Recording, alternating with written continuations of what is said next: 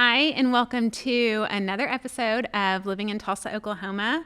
You guys are going to be so excited about my guest today. I am here with Justin Harlan, who is the Managing Director of Tulsa Remote.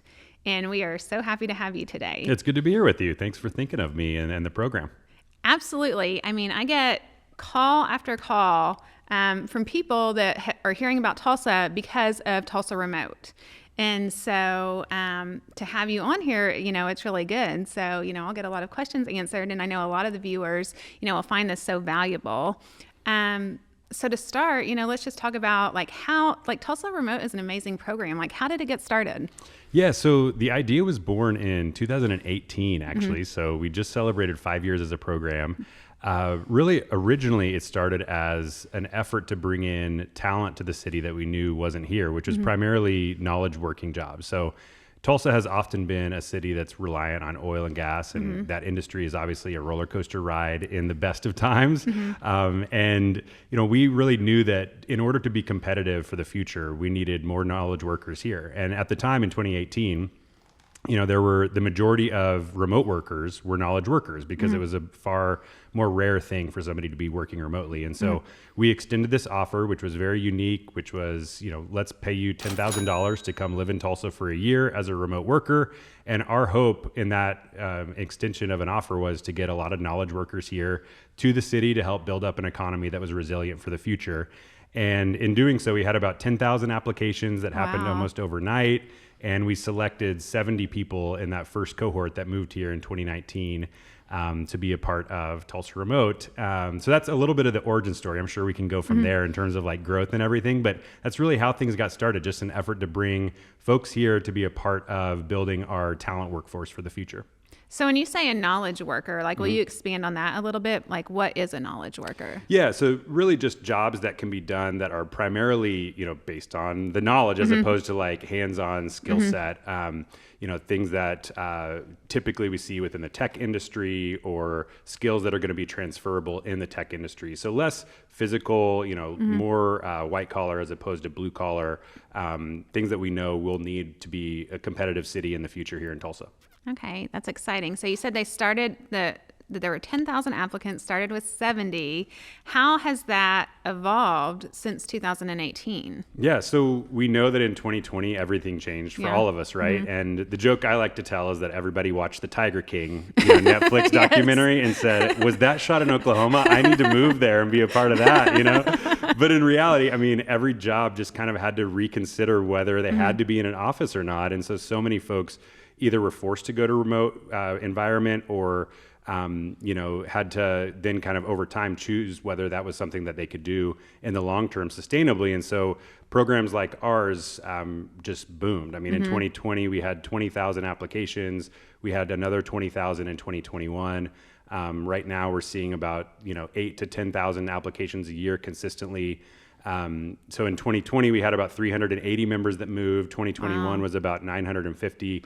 And then actually tonight we have a party to celebrate our 3,000th member. So we just surpassed 3,000 folks over the last few months that have moved to Tulsa. And that is just the members themselves, the people that we're paying that $10,000 to. That does not include spouses or kids or families. And we know that there's another one of those for every 2 members that we pay. So really all in all, we've moved about 5,000 people to the city through the program, paid or coming with someone that is paid. And, for a city of 400,000, that is a pretty good chunk of the population, which is great. Yeah, it's amazing. And I know, I'll ask you more questions about this in a little bit, but I just know the network and the things and the resources that you guys offer are amazing.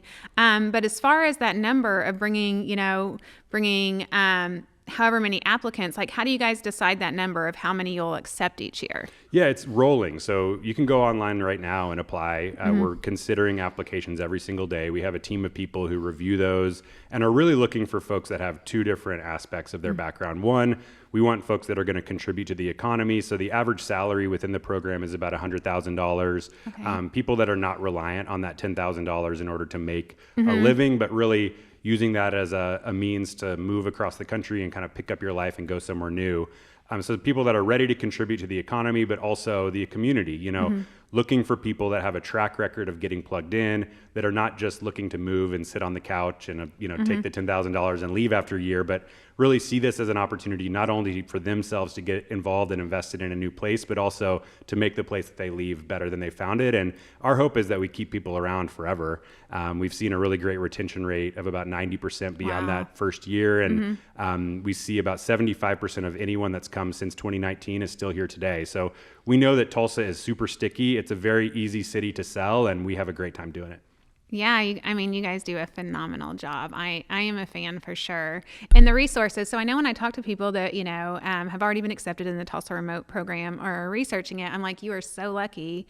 So tell me about like what you guys do to plug people in, because you guys open doors. Like not only do you get that $10,000, like there is so much more. Yeah, we really see our role in helping folks get to town through housing resources and one-on-one support kind of in that process, and then help them fall in love with, this new place.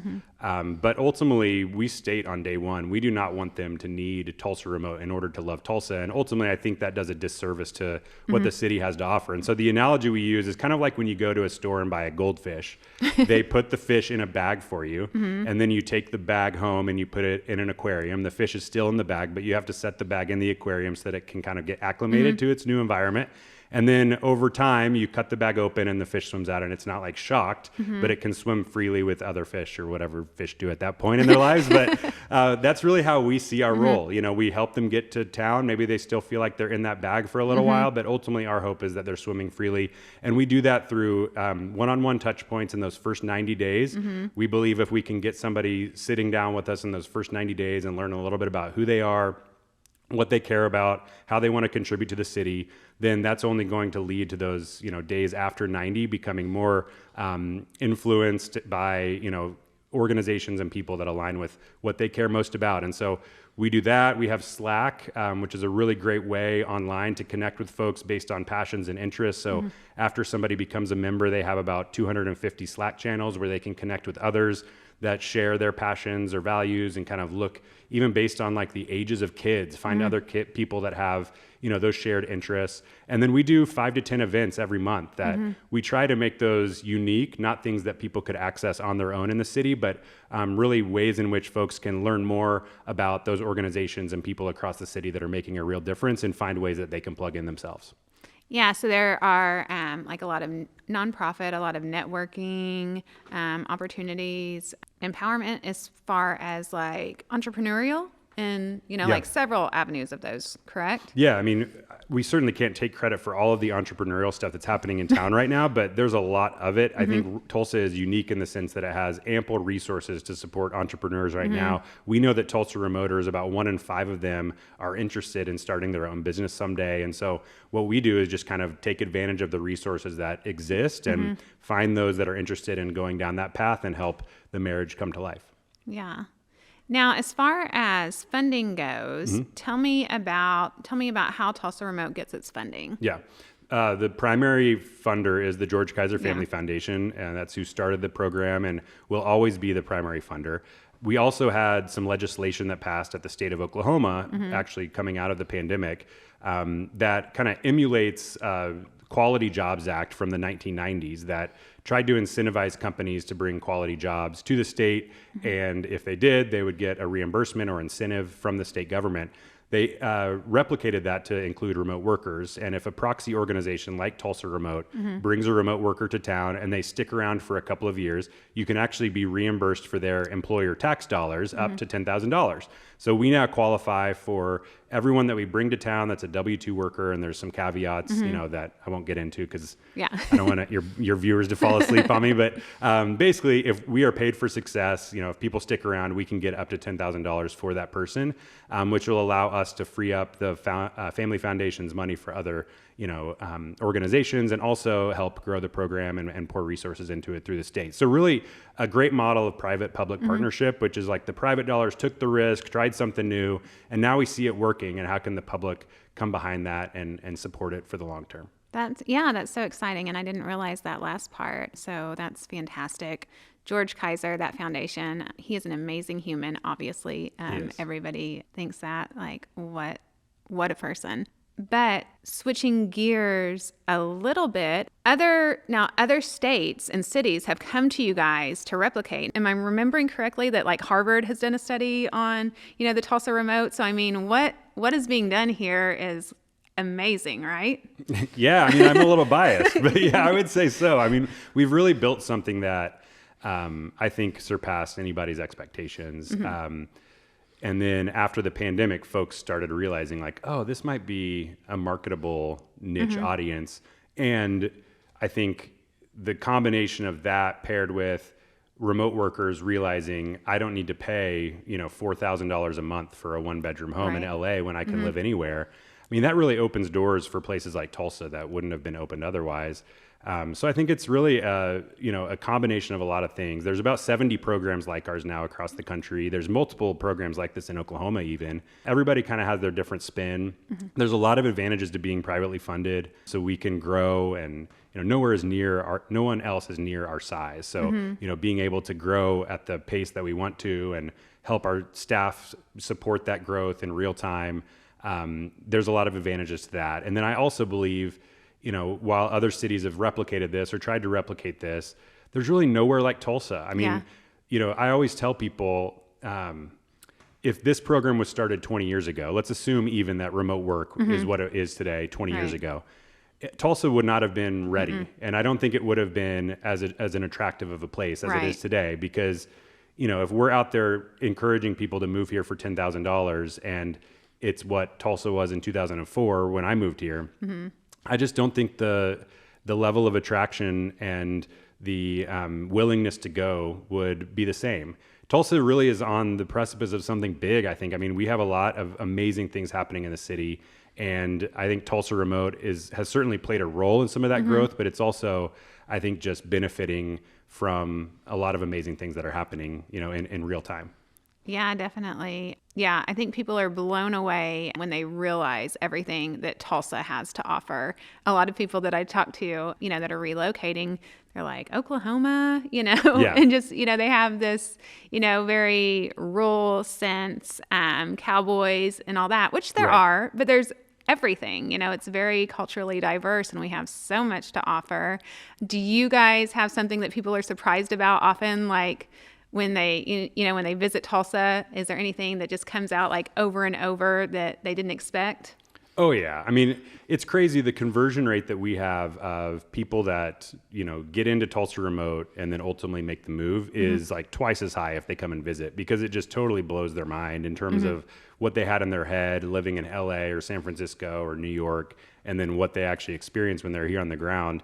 I mean, the couple of things that come to mind, first and foremost, you kind of named it, this isn't a rural place. I mean, there's 1 million people, there's a city, there's everything that you love to do in your big city, maybe just not as much of it, great places to eat, really awesome arts, a zoo, an aquarium, professional sports. It may not be the same size or scale, but we have everything you're looking for.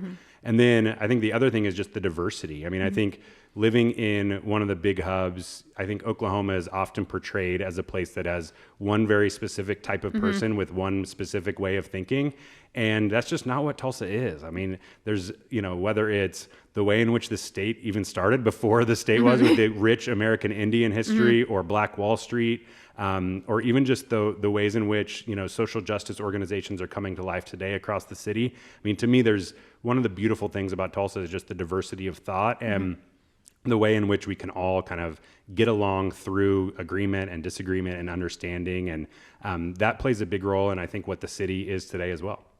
I agree. And that is something I love too. Like you said, I think you nailed it when you said the diversity in thought, being able to have those discussions, being able to have, pleasant conversations still, and still enjoy the people that you're around, even if it's, if it's different. You see so many cultures and so many different aspects. And then Tulsa's history too, with the oil and the Art Deco. And so it's just a city that had this amazing, influx of money that, died, and then revitalizing. It's just a treasure of things that are being able to be redeveloped that are exciting now. Right.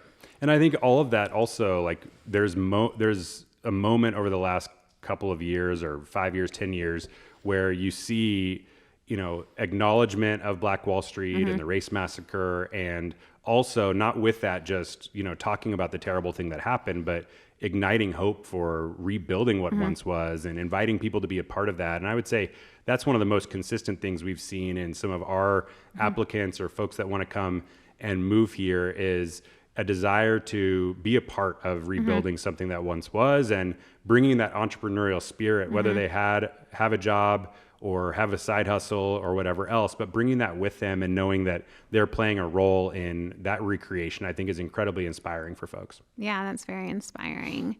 So as far as back to the process. So if someone is just they're watching this and they're just now learning about Tulsa Remote, how long is the process? What does that look like? What does somebody need to do? Yeah, well, let's cover the eligibility first. So you have to be 18. You have to have a full-time, well, you don't have to be 18. You have to be older than 18. We're only accepting 18-year-olds. I don't think we'd have 3,000 of those. Yeah. You have to be over the age of 18. You have to have lived outside of the state of Oklahoma for at least a year. And you have to have a full-time remote job. So that does not mean you're going into the office every week or anything like that. Like full-time remote, you can do your job anywhere for as long as you want. And then to apply, you just go to tulsaremote.com.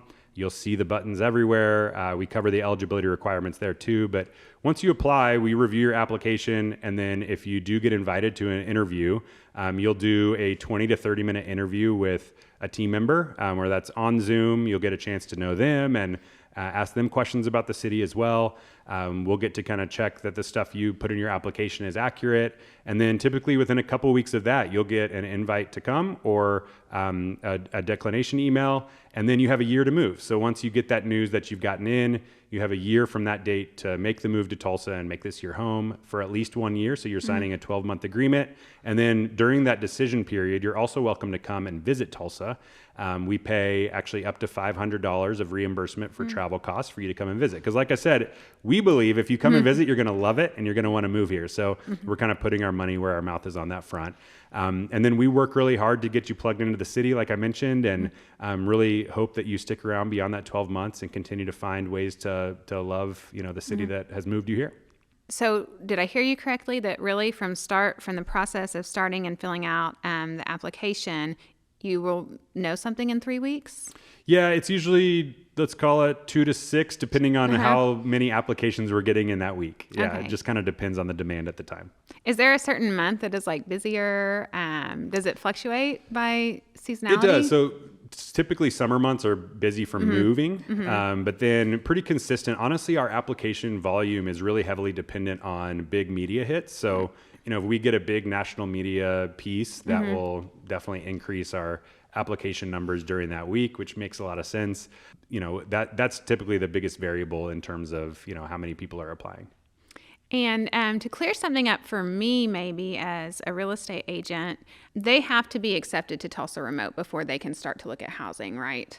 They can start to look for housing, but what we, obviously we don't want to pay people that are already moving here regardless. We want to make good use of our money and really use it towards people that would not move here if it weren't for the program. So, if you're acting in good faith, you shouldn't be working with a realtor and looking for that home because you know that your spouse has a job in Tulsa and then go and apply because the realtor told you about Tulsa Remote. We really want to see a track record of you applied, then got serious about Tulsa and ensure that you're eligible before all that process starts. So really on our, we have a number of folks on the operations team that are kind of doing that investigation to ensure that the timeline that you're describing is playing out as you thought it would. And then if you do buy a house, you get all of the $10,000 up front. That's important to note too. And we have to see your deed with your name on it. And that we use that date as another one that kind of lines up with the application. Really we're just asking folks to be open and honest and ensure that we're paying the people that actually need the money in order to move rather than people that are just kind of picking it up on their way here. Right. People that are moving to Tulsa because of Tulsa Remote. Exactly. You want to know that that's the reason for coming. Yeah. And we don't have control over who all is moving to the city. You're welcome to move here and we'd love to have you here. Yeah. We just want to make sure the dollars are going to folks that actually want to be a part of the program and utilize that in a responsible way. And then you have to be living in Tulsa city limits. It has to be Tulsa. Yeah, the city of Tulsa. So the easiest way to describe that is if your address says Tulsa, you're living in Tulsa. And if it says Broken Arrow or Jinx or Owasso, those houses would not be eligible. Yeah. And I'm telling you, and there are plenty of fantastic options. We just got under contract this weekend with somebody that had already been accepted to the Tulsa Remote Program. And so she flew out. She was just planning to look because she wasn't planning to, come for 6 months. And she was blown away by the housing. We looked at 12 houses in one day, had 4 that, made it to the second showing. So 4 great choices. And she's like, she was like, oh my goodness, I feel rich. And, right? It's a very reasonable price point. Yeah. And so, there are so many options in Tulsa. People are always amazed by the space that you can get here. I mean, and that's one of the coolest things about the job is just seeing folks, sell that 1-bedroom condo or wherever in the big city and move here and have a yard for their dog or a playroom for their kids or a closet, for themselves. Yeah. The things that they never thought they'd have. And it's really neat just to see folks lean into that. A lot of what is often described as like an American dream really coming to life here in Tulsa. Yeah, definitely. So, is there any kind of trends as far as states go? Do you guys see like more applicants from certain states, or is like for me when people move, like I get California, Texas, Oregon. There's one other state. I can't think of it right now, but like 4 main states of people that I see that are coming here. Do you guys have any kind of? Ours are more city-based, so it's those big cities: New York, LA, San Francisco, Austin. We see a lot of people from those. I think a third of our applicants year to year are from Texas or California. Okay, yeah, that makes sense. So I heard you say that you came here in 2004. So what brought you to Tulsa? I went to school at the University of Tulsa, Okay. and so I grew up in the Kansas City area, and wanted to be a far enough distance away from my mom that she couldn't come see me every weekend, but close enough where I could still go home and do my laundry if I wanted to. So, selfishly, that was the reason. It was 4 hours away, and it seemed like a good enough distance to still be able to get home and see friends and family, but also kind of start, a new life. And I love the size of TU. It was easy to get plugged in and make a difference. And honestly, I feel like that's kind of true for Tulsa too. Yeah. So as far as like, seeing Tulsa through your eyes, like what, explaining like what Tulsa has to offer as far as like your favorite things. Like if if someone is visiting here, what are like 3 things that they must see, like you've got to visit? I would say the gathering place is at the top. I mean, whether you're an adult or a kid, or you have kids, like the gathering place is going to blow your mind. And I often love taking people there just because it's a free resource, literally a gift to the city. And it really is amazing. And it gets prettier every time you go because like everything's still growing and coming to life. And there's an entire new phase of it that's about to open up with water sports, and excited about that here in a couple of weeks. So gathering place is one. I mean, I'm not going to pick out my favorite restaurants, but you have to eat a ton of food. I mean, we had 7 James Beard nominations last year. That often surprises people. I mean, we go to Vegas to eat, and there was fewer James Beard nominations there last year than Tulsa, which they had 5, and we had 7. So, I mean, there's just so many good restaurants popping up. We love trying new places, and I still think Tulsa has some of the best food around. And then the music. I mean, I'm a musician at heart. That's why this place like gives me chills just sitting in here. But I think that there's so many great live music venues. Love going to the Mercury Lounge, Kane's Ballroom. The BOK Center brings in all the awesome touring acts. So you just don't miss out on what big cities are getting, and that's another beautiful part of Tulsa too. Yeah, definitely. Now, you have kids, so as far as, doing things for the kids, like when you said the gathering place, and again, George Kaiser, like another, amazing thing that he did. And that's just a wonderland. But what are the best things for the kids to do that you'd recommend for people with kids besides the gathering place? Yeah, the gathering place is top. The zoo is awesome, and the Oklahoma Aquarium out in Jinx is great too. Our kids love going to all the different bounce houses around the city too. So I don't know, should I give the microphone to Landon? Oh, you should. You want to come tell us your favorite spot? No. But yeah, we have great libraries across the city too. So I mean, really everything I just mentioned, even like my wife and I love going to breweries. There's a lot of breweries that have popped up over the last 5 to 10 years, and they do a great job of like catering to the kids too, where you can pop in there and They love playing the games that are there, or pinball machines, or whatever else. So I think Tulsa is a super family-friendly place. Yeah, it is. Yeah, I love knowing that. So as far as going back to Tulsa Remote, where do you see it going, like, in the next 5 years? Yeah, well, for us, I mean, the marketing strategies that we've had to use at Tulsa Remote have constantly, been in flux as like the work environment changes. So now I think things are settling down. I do think that remote workers will continue to increase from where they are now, because naturally technology is only going to increase. That's going to make that easier.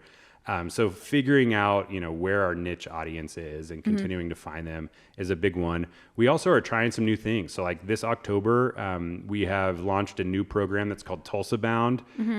That's something that you can Google, and it should be the first hit that you find.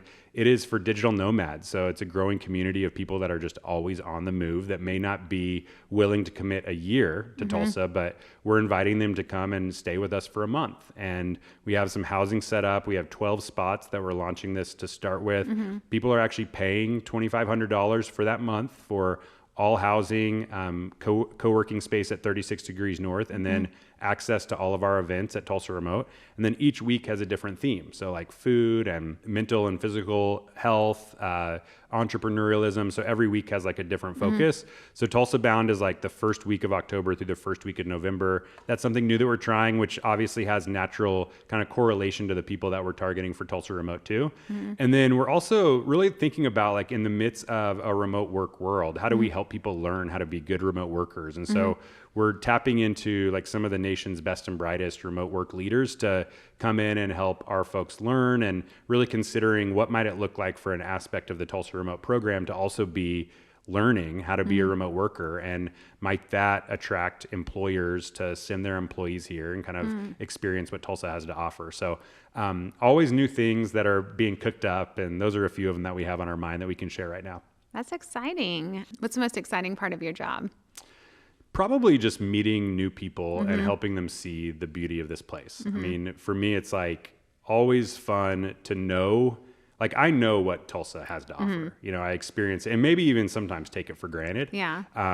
But to be able to showcase that through very strategic ways, through amazing people on our staff, through intentional touch points, and to see somebody's life unlocked in a way that they didn't anticipate. That's always fun. And it's always fun too, to just tell the world, what Tulsa has to offer, and, hear them get energized by what we're talking about. Part of this job is constantly, going out and kind of being a mouthpiece for Tulsa. And that's a lot of fun too. Yeah, definitely. Well, you're very good at it. Thank you. Appreciate that. How big is the staff at Tulsa Remote? Our staff is about 30. Okay. Yeah, so we have about 10 folks that are on our operations team, about 10 that are on our marketing and recruitment team, and then another 10 that are here welcoming folks, being that hands-on, personalized touch point, doing the events, supporting people beyond their 12 months. So when I started about 3.5 years ago, there were 5 of us and 500 members. And, part of, I think, growing community is really the most difficult part. Like, how do you make 3,000 plus people feel like they're part of a tight-knit community that the 70 people did in 2019? And, we've been able to come up with a strategy that really helps people feel that way, kind of regardless of when you come in. And all of that is due to the amazing team that we have. So I'm grateful for them. Yeah, I think you guys have done that masterfully. Did you start out in the position that you're in now? No. I started my career with Teach for America, which has some similarities, recruiting teachers here to teach for 2 years, not 1, but 2, and then working to keep them around. So again, a lot of people that were seeing Tulsa for the first time that were just placed here through a program, and then helping them find their place in Tulsa, many of who are still around today, 15 years later. And then I most recently, before this job, led Reading Partners, which is a volunteer-based literacy program that leverages community volunteers to help young readers learn to read. So was there until about April of 2021, and then jumped over to Tulsa Remote. Okay. Well, good. Well, thank you. I mean, you've done a fabulous job.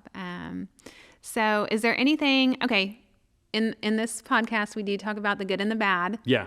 and the ugly. So Tulsa's not perfect, even though it's like so great.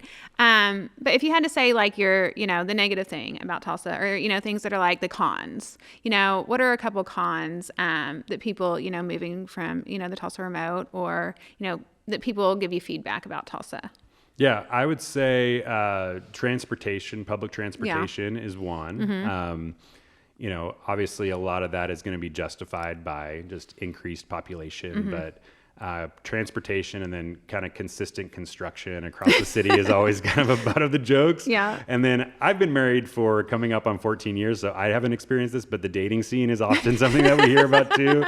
I don't know. You'd have to talk to somebody else about more details there, but maybe that has to do with folks getting married early in the South, or I don't know, but that's another one that we hear from folks. And then flights, which again is like, if we are doing our part and more people are moving here, I think the demand for flights is only going to increase, but I think that's a place that we need to continue to invest money, is ensuring that people can get around to, access to direct flights, that Tulsa doesn't require a, connection everywhere you go, which has gotten better over the last 5 years too. So those would be the three that I'd pull out. Yeah, definitely. I'm usually always have to fly to Dallas first before I, connect somewhere else. Yeah. But not always. Like you said, they're getting more.